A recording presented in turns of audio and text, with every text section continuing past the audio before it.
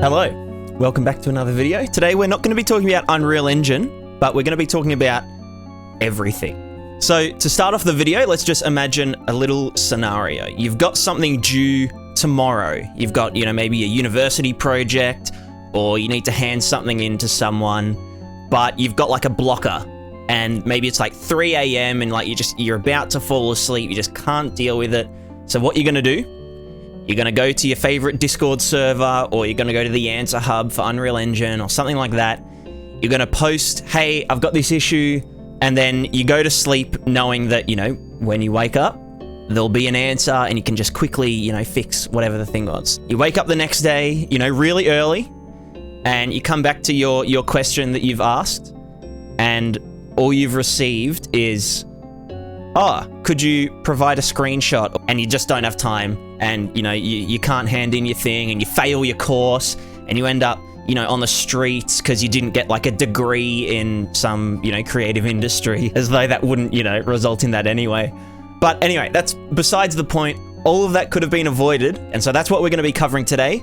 Basically, how do I ask for help? So my first little tip for getting help is to be polite. Being polite and nice doesn't actually help with, getting a more specified answer, but it will make people more inclined to actually answer your question if you're not rude or blunt or, anything like that.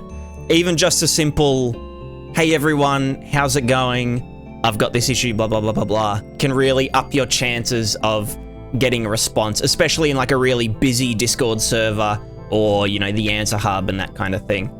The second step is to be specific about what your issue is. I've run into a lot of people in my time, helping people out with their issues, where they'll just post and they'll say, hey, why is my particle system doing this? And they'll attach a video, and you watch the video and, it looks like a particle system doing something. And you don't know what the actual issue is. You don't know what they're kind of asking. Same thing with people asking about AI and stuff like that. And, the question might be, hey, when I run up to my guard AI, why is it doing this? And they provide, a link to a video. And, from your point of view, they've walked up to the guard and the guard's turned towards them, started running towards them. And you're like, okay, well, what's the issue? So step number 2 is to be specific.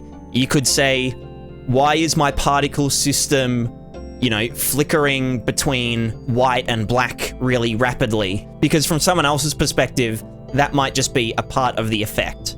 It might not be a bug that you've run into. Or in the case of the AI problem that I described earlier, the question should be, why is it that when one guard detects me, they both run towards me? Because that might be something that, someone else thought was intentional, and so they don't know that it's actually an issue. Now, this kind of ties into tip number 3, which is to describe the underlying objective of what you're trying to achieve. Because a lot of the time, we start doing something, we work on it for like an hour or two, we get stuck at something, and, there's this little issue that's kind of blocking the way. But what we don't realize is that there is a better way to do the entire thing. Maybe our issue isn't this one little blocker. Maybe this issue is resultant from bad foundations. Maybe we've thought about the whole thing in the wrong way. And by describing the underlying objective of what you're trying to do, someone might actually be able to tell you, a better way or a more efficient way of doing the same thing. Which, it can lead to some, my way is better than your way stuff, but it is always worth knowing, what options are out there, how you could go about it. If someone has an opinion on, hey, this is the better way to do it, then you can ask them, why is this the better way to do it? Why is it better to not hard code all of my weapon meshes onto the character? And, their answer would be, well, what if you want to add, another weapon to your game? Then you have to like program it into everything individually and blah, blah, blah. So it's always worth describing what the underlying objective is. Right, the second last tip, and probably the most important tip, is to always include a screenshot at minimum, and ideally a video of what's going on. and if possible, your voice explaining kind of what's going on in real time as you're showing it on your screen. Now, if you've never recorded your screen before, I would highly recommend downloading OBS, which is Open Broadcaster Software. I'll chuck a link to that in the description. It's completely free, and it does literally everything that you need it to. So if I jump into my other screen here, this is me. This is how I record. Just ignore that I'm playing RuneScape in the background. Just got to catch those fishes. But basically, all you'll need to do is create a new scene. So you right-click down here, add. We're going to go test scene. We click that. We're greeted with a black screen. So we're going to go to sources. We're going to right-click. We're going to go add. We're going to go display capture. We're going to add existing, or you just create new in your case. And I'm going to go main screen, and ta-da, we've got my ultra wide screen. We can position that. You probably wouldn't need to reposition yours if you're not using an ultra wide. And now your screen is set up for recording. Then the best thing you can do is go to settings, go to output recording, and make sure that your bitrate is somewhere around 2000 to 3000. That's just so that your file size is as small as possible so that you can upload it to Discord without having, Discord Nitro and stuff like that. You also might want to enable NVIDIA nvme H264 encoder if it's available for you.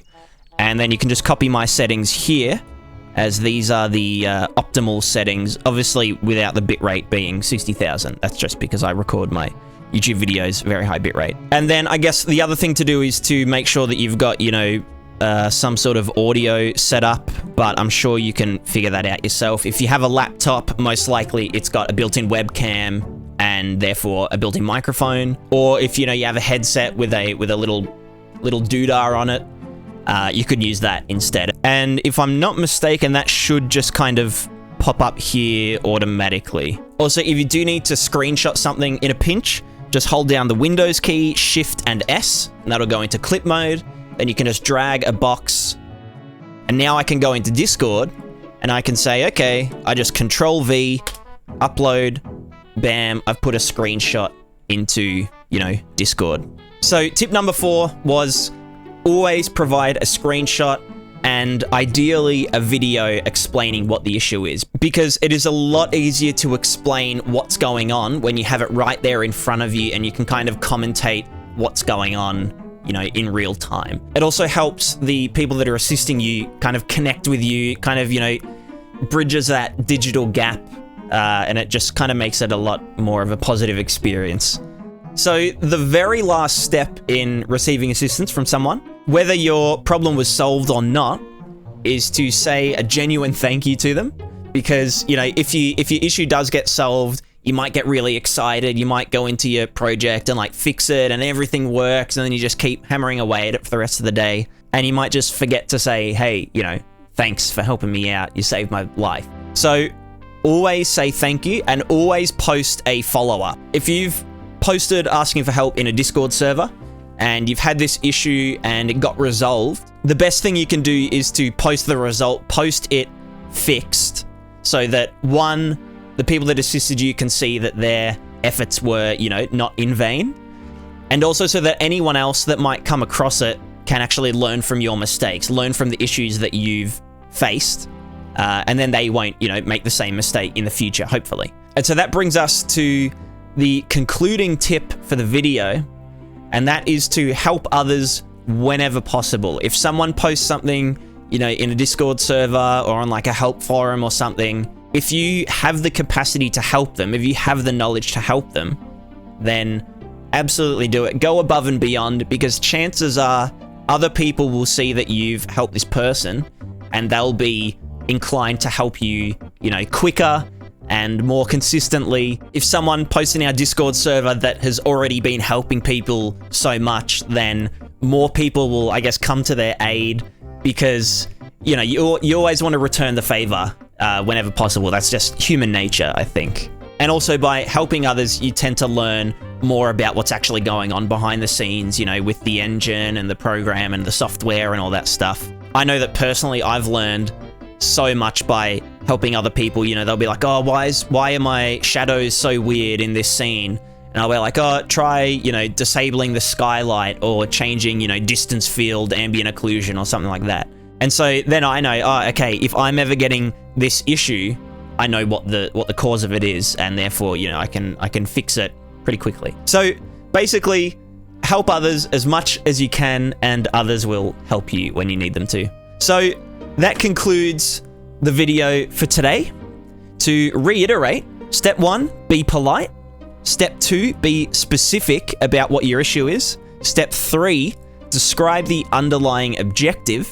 Step 4 is to provide a video capture of your screen of what's going on, preferably with commentary. Try to avoid taking a photo of your screen with your phone and then uploading that. It's just don't do it. It's so easy to just take a screenshot. And then the final step is to say thank you, and also to help others if you can. So I hope that you found this video educational. I hope that it serves you well. I hope that you can ask for help more efficiently from now on. And if you do need help with anything Unreal Engine related or any auxiliary programs, you can join our Discord in the links below. And if you ever want to ask me questions in real time, I'm usually streaming on Twitch at least, you know, once every 1 or 2 days. And it's really good to be able to sort of answer people's questions live. Even though I do get really sidetracked sometimes, we always end up learning something every time we stream. If you do want to go one step further in supporting this channel...